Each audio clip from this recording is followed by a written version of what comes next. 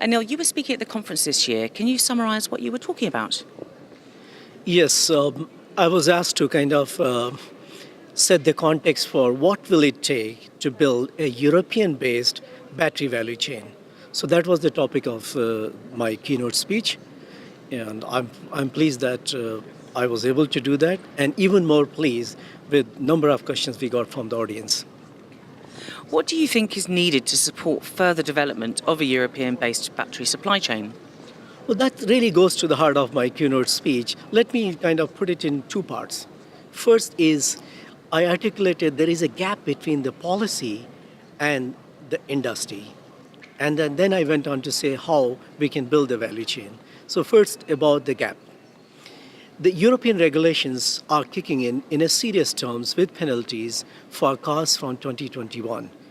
Just to give you a number, today cars emit about 115 grams of CO2 per kilometer. From 2021, 18 months from today, that needs to go down to 95 grams per kilometer. That's a very significant reduction, and there are penalties if the OEMs on a fleet-wide basis will not meet. That's all well and good, well intended, must be done. Having said that, the incentives to build European industry ecosystem is just kicking in. European Battery Alliance is about a year old and still kicking in. The national incentives in Germany, elsewhere, where we are part of the national incentive with German federal government here, is just at the time of being kind of just started. Final decisions haven't been made. So regulation came well ahead of the industrial policy taking ground. I think that was my first point.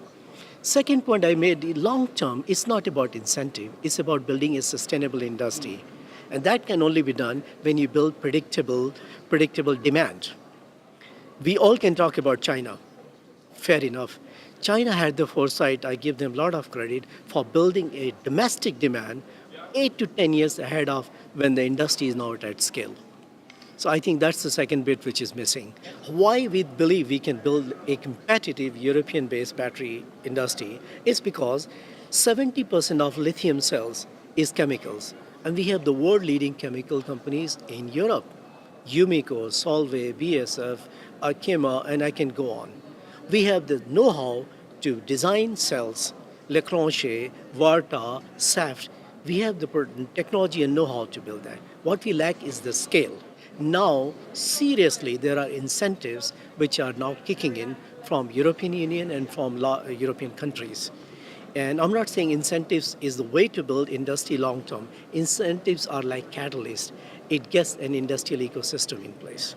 How important are events like the battery show for the industry?